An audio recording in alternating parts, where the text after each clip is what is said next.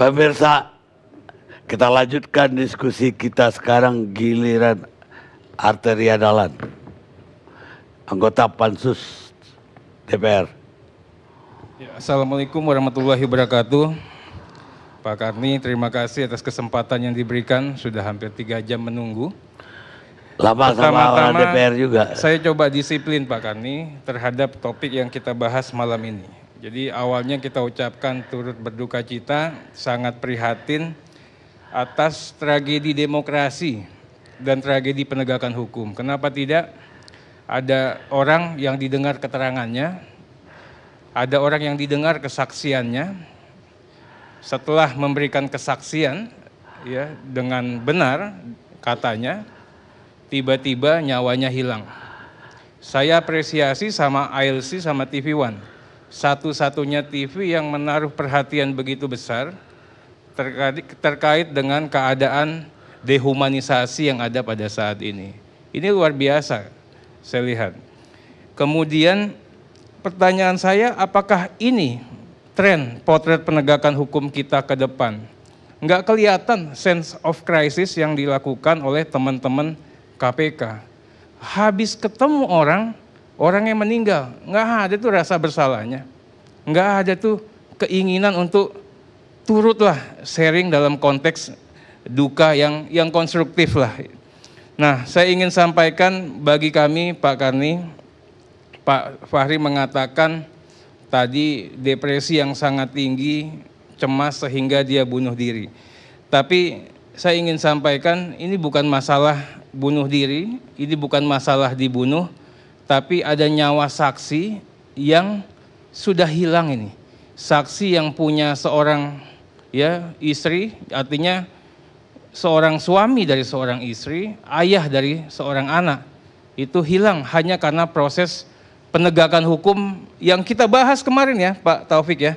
Kalau model mainnya KPK seperti ini, kita nggak tahu ini saksi-saksi ini apa kondisinya seperti apa. Karena yang penting informasinya sesuai dengan skenario, urusan saksi mau mati, mau meninggal dan sebagainya, itu urusan yang lain.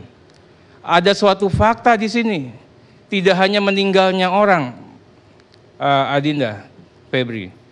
Meninggalnya orang sehingga orang tersebut sulit untuk dikonfrontir, Adinda. Sehingga apa? Saya ingin sampaikan begini. Ini mohon ini.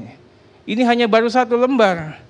Di sini dikatakan, Bang, ia merekam semua pertemuan dengan mereka yang merancang proyek kartu tanda penduduk elektronik. Pertanyaannya, emang betul nggak ada rekaman? Memang betul nggak ada perancangan ini? Permufakatan jahatnya. 1 kalimat. Kemudian juga ia menyimpan 500 GB file termasuk pembicaraan dengan Bapak Setia Novanto. Yang saya ingin katakan lagi, ini teman-teman nih Pak Budi, pilihlah diksi yang benar. Ya, pakai rasa kemanusiaan sedikit. Mau jerat siapa lagi? Saya punya rekamannya. Ini nggak balance, Pak. Seolah-olah kalau dari kalimat ini, yang nakal itu adalah Yohanes Marlim. Kalau diksi pilihan kata temponya seperti ini. Ini Pak, saya ngomong dari hati nurani ini. Kemudian juga kita bicara di sini, bicaranya juga bicara hitam putih dan kebenaran, Pak. Tadi Bapak katakan, Pak Budi mengatakan, wah ada 2 hal ini permasalahannya. Enggak begitu Pak Karni. Masalahnya sangat substantif. Korban mengatakan, saya keberatan terkait dengan penyidikan yang dilakukan oleh KPK. Saya keberatan terkait dengan pemberitaan yang dilakukan oleh Tempo. Pak Budi jujur. Ada di sini, ternyata apa? Buktinya ada, Bang. Buktinya apa? Saya katakan buktinya tertulis. Makanya saya ingin tanyakan Tempo, saya juga korban. 2 tahun yang lalu Tempo beritakan arteria konspirasi jahat terkait dengan Bambang Wijayanto. Lebaran gak ada yang datang ke rumah saya, Pak Budi. Gak ada yang datang. Karena keluarga kami juga sangat menghargai nilai-nilai seperti itu. Tolonglah dikatakan itu. Pemberitaan itu yang benar-benar. Yang tidak, jangan dimasukkan itu. Kemudian jelas Pak, ini redaksinya Pak Budi kalau mau protes, saya punya buktinya Pak, ini tetangga saya punya buktinya. Buktinya apa? Saya sangat menyayangkan kesaksian atau keterangan saya dipublikasikan. Ini cara yang tidak patut. Ya, ini instrumen teror Pak Budi, jangan salah-salah ini. Kemudian juga saya tidak mau dipublikasikan, Bang Saur. Ini kalimatnya nyata ini. Sehingga sekarang nyawa saya terancam. Ini karena dia orang Amerika, saya sekarang jadi bual-bual. Dia bukan jadi bual-bual, maksudnya bulan-bulanan mungkin itu. Saya jadi bulan-bulanan. Katanya dia nih Pak, seharusnya korban itu dirahasiakan. Karena penyidikan ini bersifat rahasia atau eksklusif lah. Saksi kunci. Tapi apa, perlakuan KPK, saya tidak diperlakukan sebagai layaknya saksi yang mempunyai kekuatan ya, materi yang sangat substansial. Saya dibiarkan begitu saja, sehingga tanggal 26, tanggal 27, saya harus berinteraksi dengan teman-teman yang ada di LPSK. Saya punya buktinya juga itu, nanti kasih Pak LPSK. Betapa saksi takut, Bang Ganjar. Betapa saksi juga cemas pada saat itu. Yang dikatakan betapa mereka kecewa, KPK yang dia katakan hebat, besar, ternyata memperlakukan dirinya seperti itu. Tidak ada berani jujur hebat, berani jujur mampus. Ini fakta ini. Ini fakta. Yohanes Marlim berani jujur mampus, Pak. Atas apa? Penyidikan yang dilakukan oleh teman-teman yang ada di KPK. Saya juga mengatakan, saya hanya menyatir karena ini semuanya otentik Pak Karni. Penyidikan seyogianya seperti yang ada di Amerika Serikat, yang juga sama di Indonesia yang mengedepankan privacy rights. Dikatakan sama Pak Marlim seperti itu sama korban. Harusnya juga Anda mau pakai yang namanya FaceTime. Anda izin Pak, saya mau rekam ini. Nggak bisa direkam sembarangan Pak. Ya kalau kita bisa Tempo hebat, ya hebat, tapi Tempo juga harus beradab Pak. Bagaimana juga jurnalistik itu juga jurnalistik yang punya muatan moral ya, tapi juga punya muatan manusia nilai-nilai kemanusiaan dan humanis. Saya ingin sampaikan kemarin, ya saya baca juga beberapa tulisan daripada Tempo. Pak Karni nggak salah kalau dikatakan bahwa Yohanes dikondisikan, ya, dikesankan oleh Tempo, ini saksi kunci. Pak Budi, saya sudah mengutip kata-kata, bahkan pimpinan KPK mengatakan saksi penting, nanti saya akan bacakan secara tanpa ada salahnya, komanya juga saya bacakan. Tapi tidak ada perlindungan khusus. Kemudian juga dikatakan oleh Tempo, saksi penting untuk bongkar mafia korupsi IKTP. Saya ingin buktikan nanti, saran saya Pak, Tempo kita panggil di Pansus, membeberkan ini ya Bang Saur ya, biar jelas saksi penting untuk bongkar mafia ini seperti apa. Jangan ngomong sembarangan Pak, ya, jangan ngomong sembarangan. Kemudian Pak, Setia Novanto tersangka dikesankan karena rekaman dari Yohanes Marlim Bang. Jadi ini saya katakan Pak Karni, ini bukan bicara benar salah. Yang penting orangnya dibunuh dulu secara opini publik Pak. Kebenaran itu belakangan. Apakah ini yang ingin kita pertahankan terus menerus? Apakah ini yang salah apabila kita mengkoreksi, memperbaikilah ini. Janganlah penegakan hukum dicampur adukan dengan cara-cara yang seperti itu. Saya bicara mengenai akurasi. Ini info Tempo Pak Karni. Yohanes memiliki rekaman pertemuan dengan para perancang proyek IKTP. Saya ingin Pak Budi buktikan di sini Pak. Mana itu Pak? Kasih tahu sekarang juga, nggak usah ini. Ya ini poin pertama. Kemudian KPK dikabarkan telah ke Amerika Serikat untuk temui saksi kunci. Kalimat Tempo bukan kalimat DPR nih, saksi kunci. Kok Adinda Febri mengatakan nggak ada kita saksi kunci? Ini kalimatnya ada Adinda. Ya berikutnya juga Yohanes pernah dijadwalkan untuk dihadirkan sebagai saksi. Ini kata pimpinan KPK. Lanjut, sebagai petunjuk lanjutannya apa? Pernyataannya, orang yang diperiksa itu adalah pemasok alat pengenal sidik jari atau AFIS, Automated Fingerprint Identification System, ke konsorsium penggarap IKTP Pak. Jadi berangkai Pak. Jadi nggak salah juga kalau teman-teman yang mengatakan tadi saksi kunci terkait dengan perkara yang sedang dipermasalahkan KPK ini. Jujur Pak Budi, saya kaget. Akal sehat kita semua yang ada di ruangan ini dipaksa untuk menerima bahwa Tempo itu hebat sekali. Semua informasi tentang kejahatan dan kriminal dan tindak pidana korupsi, Tempo tahu lebih dahulu dibandingkan tempat yang lain. Kagum saya ini Pak Budi. Ya, Anda mengatakan demikian. Jumawa sekali saya katakan begitu.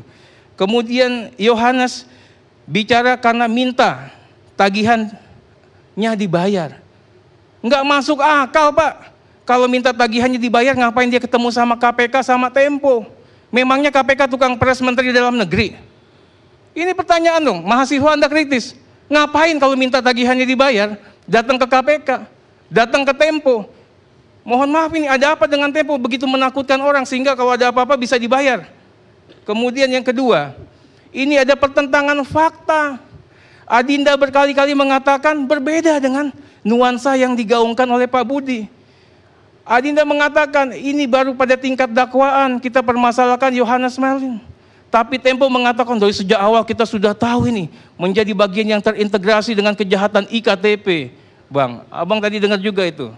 Nah kemudian yang ketiga, kita dipaksa untuk tidak boleh berpendapat, ya, bahwa Yohanes Marlim erat kaitannya dengan penetapan, mohon maaf ini, Setia Novanto, walaupun nggak populer lah, Setia Novanto menjadi tersangka. Irisan waktunya Pak Karni begitu blek. Salah nggak itu? Setia Novanto tersangka, tiba-tiba apa? Publik nggak boleh buat gaduh lagi, dikasih yang namanya, hei, ini ada ini bukti-bukti, 500 GB file, sehingga apa? Semua pihak percaya sama yang beginian.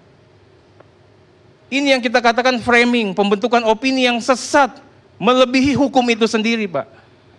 Melebihi hukum itu sendiri. Apa kita mau begini peradaban hukumnya, Adinda Febri? Adinda masih muda, lakukan yang terbaik untuk bangsa ini ke depan. Kemudian kita ingin katakan, Pak Karni, mengenai kami tadi juga ingin tahu, tapi nggak perlu tahu akhirnya. Kehadiran Pak Mendagri ini, senior saya, bapak saya, itu membukakan mata kita semua. Tempo pun tidak detail dan tidak begitu akuntabel, Pak. Masa rugi 70 juta US dollar diberitakan 500 miliar, Pak. Apa susahnya konfrontir atau tanya ke Pak Mendagri? Tapi nggak pernah, kenapa beritain sendiri itu? Beritain sendiri, yang penting apa? Yang penting sur beritanya. Mati orang, Pak, mati keluarganya, Pak. Oh, anak orang nggak bisa sekolah, Pak, karena berita Bapak, Pak. Ini yang saya minta tolong, Pak. Awalnya saya pengagum Tempo, tapi belakangan saya dikorbankan juga sama Bapak. Kemudian saya bicara tanggal 19 Juli. Ini saya urutan lah ini. Ini konfirmasi Agus Raharjo. Berita Tempo semua lah. Saya akan main dengan pemberitaan Tempo ini. KPK usut pengadaan proyek KTP elektronik hingga ke Amerika Serikat. Bukan hanya ke Amerika Serikat katanya, tapi ke banyak tempat. Ini kaitan dengan berita Tempo.co 17 Juli sebelumnya, Adinda Febri. Mengutip pernyataan Pak Agus yang menyebut mengirim penyidiknya ke Amerika Serikat karena ada saksi penting di sana. 2 kali ada saksi penting, ada saksi kunci, Adinda. Jadi kalau Adinda juga mohon ini, saya sayang sama Adinda. Tapi saya di partai diajarkan, kita harus disiplin. Disiplin berbuat, bersikap, bertutur kata. Karena Pak, disitulah jati dirinya seorang kader. Adinda juga profesional. Disitulah jati dirinya Adinda profesional sebagai seorang humas itu. Kemudian saya ingin sampaikan lagi, selain ke Amerika Serikat, penyidik telah terbang ke Singapura, Pak Karni, untuk memeriksa dan mengumpulkan bukti baru dari seorang saksi. Dari sini apa yang ingin saya sampaikan? Dalilnya Adinda Febri rontok semua. Yang mengatakan tidak ada pertemuan itu antara penyidik KPK dengan yang namanya almarhum ini, korban kita yang meninggal ini.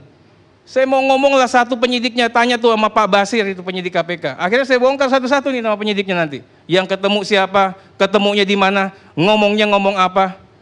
Ya. Apakah benar nanti saya ingin sampaikan, sebelum meninggal ada ketemu penyidik KPK dengan korban. Kita akan trace. Makanya minta tolong Pak Fahri, kita besok ke Bareskrim. Ini semua telepon juga kita mainkan lah. Ya kita trace lagi nih komunikasinya Tempo, komunikasinya apa, sehingga benar.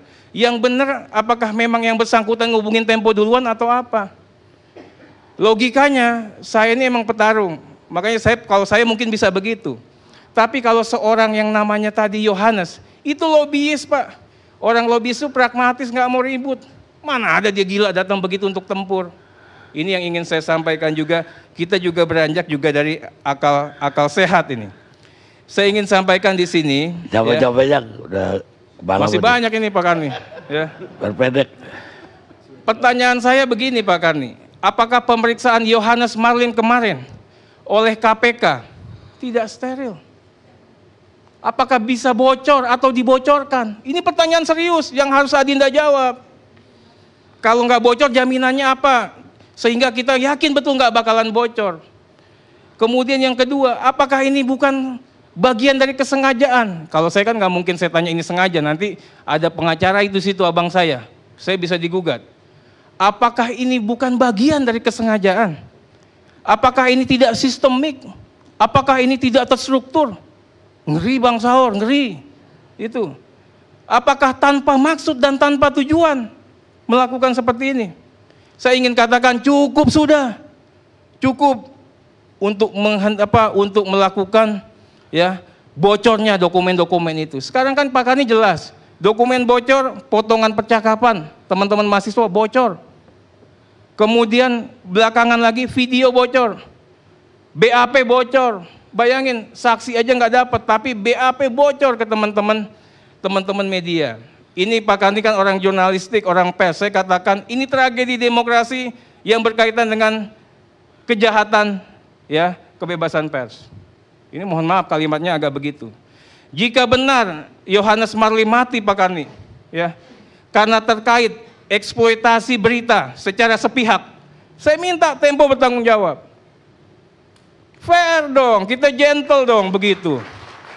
Kalau bisa kita buktikan, nanti pansus buktikan, Tempo harus bertanggung jawab. Nggak ada tuh yang katanya hanya keberatan 2 hal. Ini buktinya. Ini Adinda juga harus berani, kasih lihat tuh. Pembicaraannya nih, di handphone ini, kasih tahu. Jadi apa? Jadi jelas terang benderang semua. Kita nggak permasalahkan lagi yang sudah mati bunuh diri atau apa.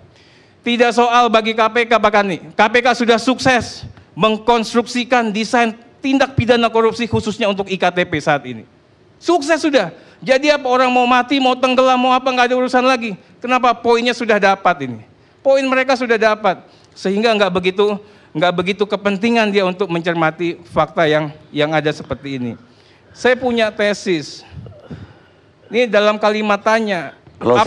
Apakah KPK sebelumnya mengkontak ya Yohanes Marlim terlebih dahulu?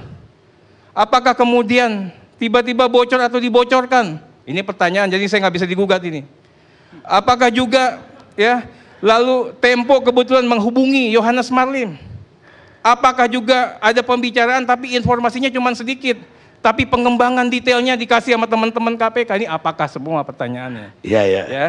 Jadi ingin saya sampaikan, jangan sampai kita melakukan peradaban yang mundur. Teknologi sudah maju, lakukanlah dengan penuh keberadaban, dengan sehormat-hormatnya, sehebat-hebatnya, dan mudah-mudahan bangsa kita ini ke depan bisa lebih beradab lagi. Saya punya halaman masih banyak ini, termasuk redaksi satu persatu. Diakhiri aja. Nggak usah dibacakan ini. Saja. Nggak usah dibacakan ini. Ya udah, kalau nggak usah dibacakan ya saya bicara, mohon nanti ditanggapi sama teman-teman dari Tempo dan KPK. Terima kasih Pak Kandi. Febri dulu. Jadi karena dipanggil Adinda, harusnya Adinda kan dijawabnya Kakanda begitu ya.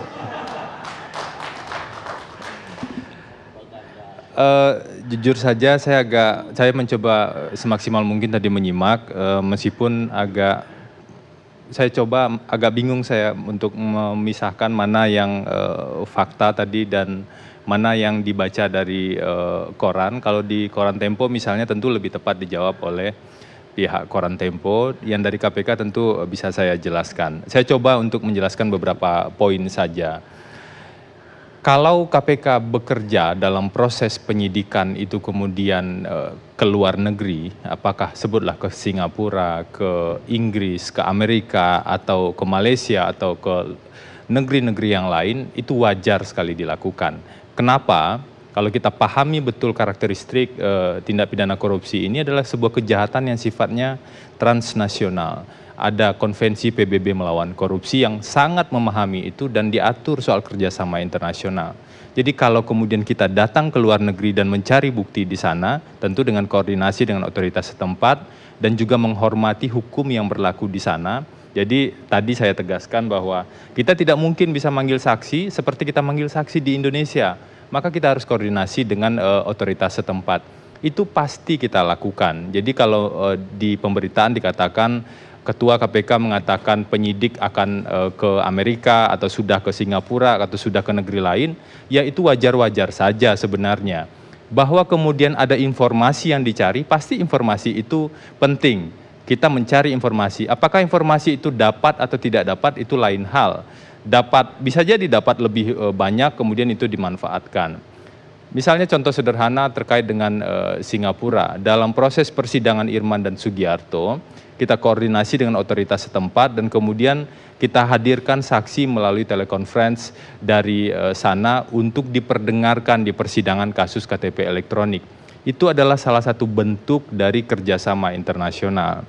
Jadi janganlah kemudian kerjasama internasional ini kemudian dibelokkan seolah-olah ada fakta-fakta yang ditutupi. Itu yang pertama. Yang kedua, saya pikir kita perlu clearkan di sini bahwa yang saya sampaikan adalah Johannes Marlim bukanlah salah satu saksi yang masuk dalam daftar sekitar 110 saksi dalam persidangan dengan terdakwa Irman dan Sugiharto. Karena memang belum bisa kita ambil berita acara pemeriksaannya atau BAP-nya sampai dengan saat ini.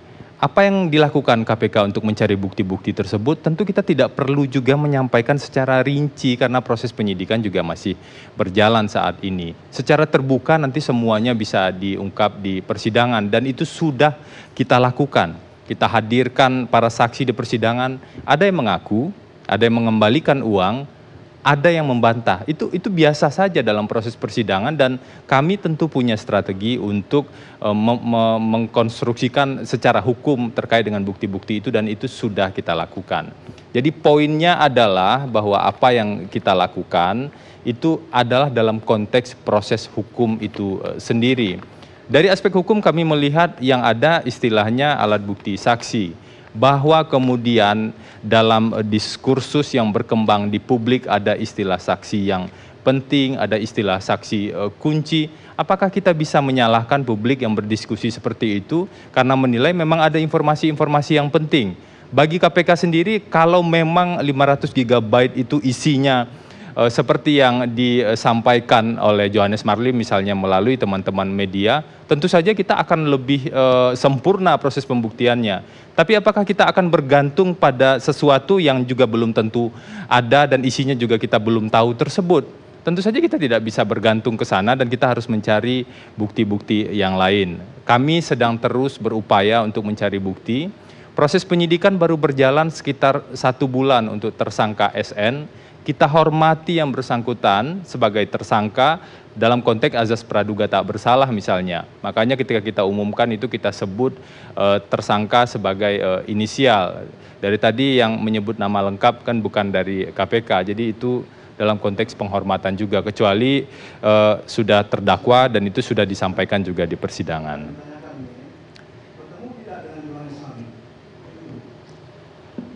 Ada beberapa informasi yang tidak bisa kami klarifikasi dan kita ungkap ke publik karena itu bagian dari proses atau strategi dari proses penyidikan. Yang bisa saya konfirmasi adalah yang bersangkutan bukan merupakan salah satu saksi dalam proses persidangan Irman dan Sugiharto. Itu saya kira sudah cukup clear di sana, bahwa kemudian teman-teman di Kontan atau teman-teman di Tempo punya kontak langsung dan ada informasi, apakah itu dalam kendali KPK? Tidak mungkin KPK bisa mengendalikan dalam tanda kutip independensi dari media. Gitu. Masyarakat penting, jadi maksud saya itulah yang saya sebutkan, jangan menjadi juru bicara seperti di sebuah institusi politik. Apa yang membuat KPK itu tidak bisa mengungkapkan bahwa telah bertemu atau tidak dengan Johannes Marlim? Itu saja. Pak Taufik. Oh, tidak tahu maksudnya begitu. Pak Taufik, tadi kan sudah saya sebutkan, ada batasan-batasan informasi yang tidak bisa kita sampaikan kalau itu terkait dengan strategi dan teknis penyidikan. Kalau strategi penyidikan kita buka dan kemudian pihak yang misalnya menjadi tersangka atau pihak yang kena proses hukum tersebut membaca strategi penegak hukum itu, maka ada resiko-resiko yang lain. Saya tidak minta Anda teknis. Saya kira itu sudah tidak minta teknis hukum sudah clear ya saya kira Pak. Dan ini persoalan penegakan hukum. Enggak, ini bukan tidak bertemu atau tidak, itu saja. Tunggu dulu, bahwa itu dipertanyakan, jawaban dari sini bahwa itu tidak bisa dia buka ke publik, itu aja. Dan satu lagi saya ingin berikan contoh sederhana bahwa memang kita perlu memisahkan antara proses hukum dengan proses politik. Kita perlu pisahkan itu. Itulah alasan kami. Kita hormat sekali Pak Taufik dengan Komisi 3, kita hormat sekali dengan DPR, karena DPR ini kan memang institusi yang terhormat, orang-orangnya adalah orang-orang yang terhormat dan dipilih oleh rakyat.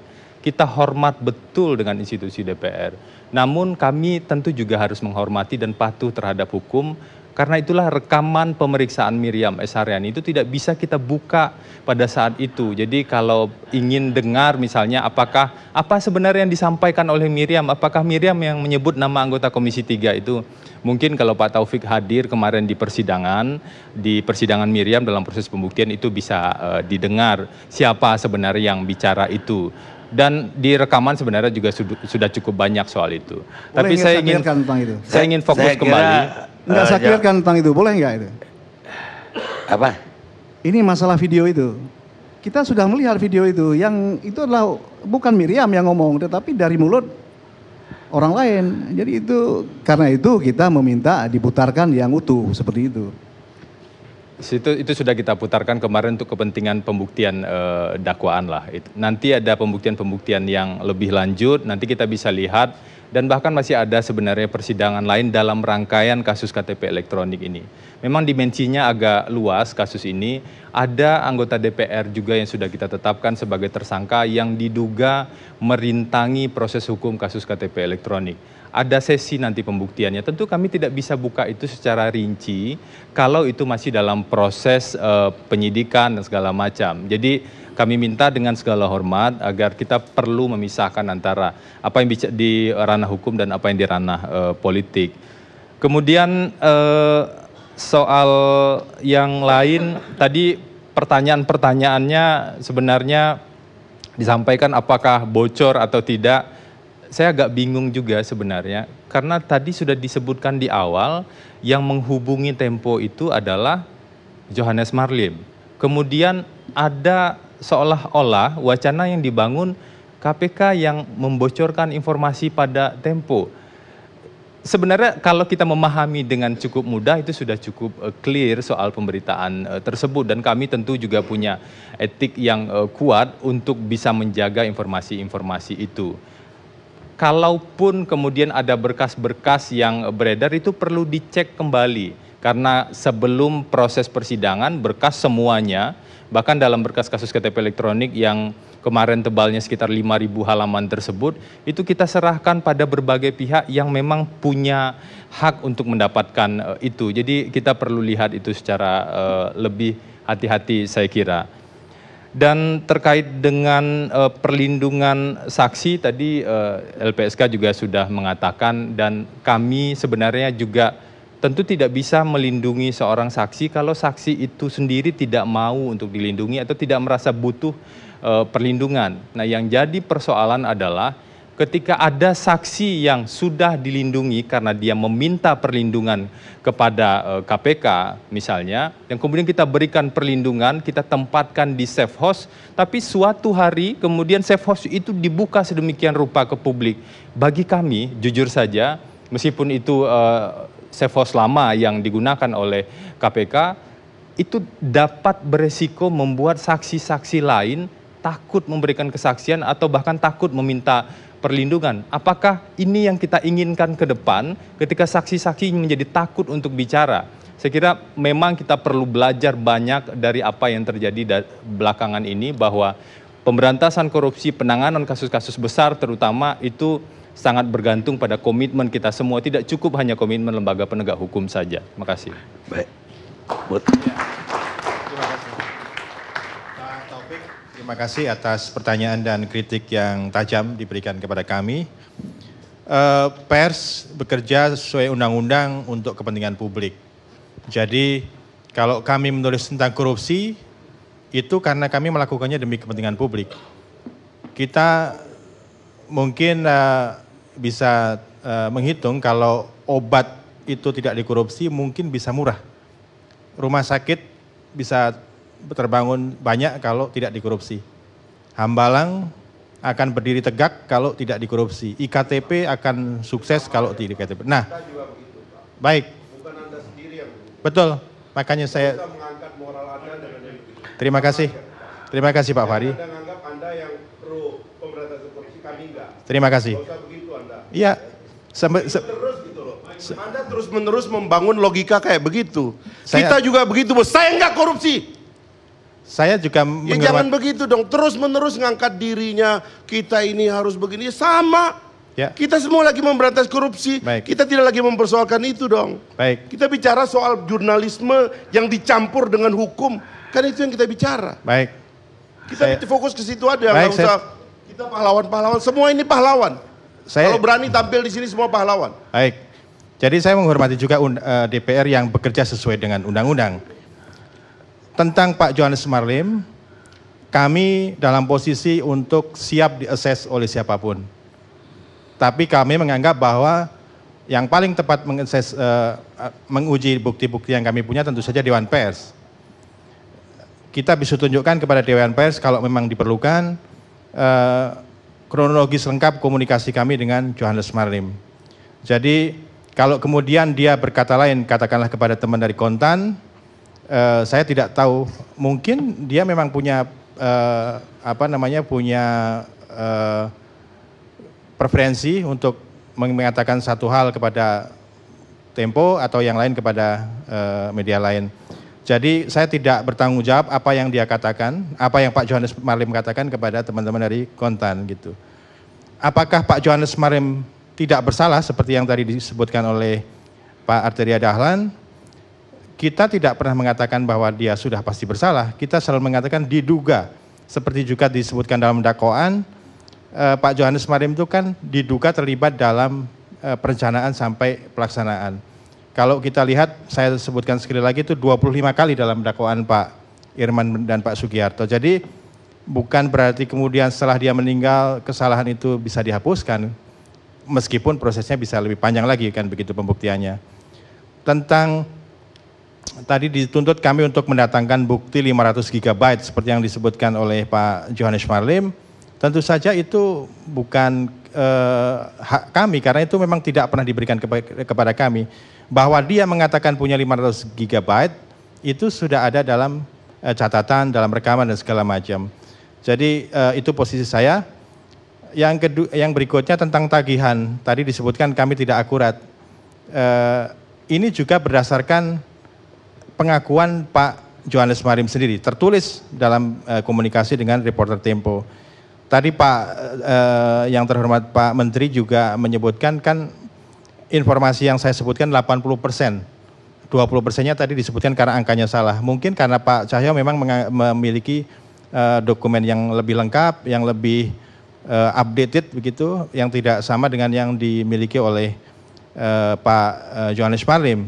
Jadi saya pikir saya tidak dalam posisi mana yang benar dan mana yang salah, yang pasti itulah yang disebutkan oleh Pak Johannes Marlim.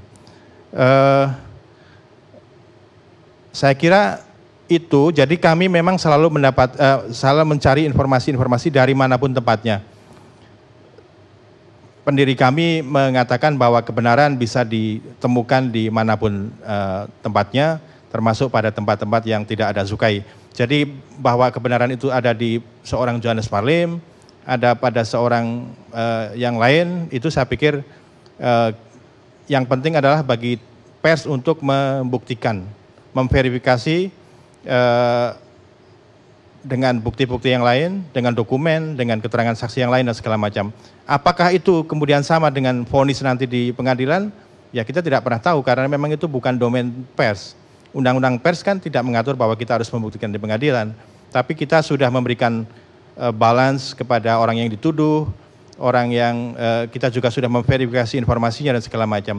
Kalau ada yang tersinggung, tadi disebutkan ada yang keluarganya sampai tidak datang, saya kira ya itu dampak yang kami mohon maaf juga kalau itu memang betul-betul jadi. Yang penting kami tidak pernah berniat untuk mencelakakan orang, tidak pernah untuk mengungkapkan rahasia pribadi orang. Sebagai contoh, kami misalnya pernah mendapatkan informasi-informasi tentang bisa sebut saja will gitu ya, seorang pejabat. Ya kami tidak pernah mengungkapkan karena itu bukan kepentingan publik. Jadi cara kerja kami ya seperti itu gitu. Bahwa itu kemudian membuat tersinggung orang lain, sekali lagi kami mohon maaf. Terima kasih Pak Karni. Baik, kita rehat dulu pemirsa.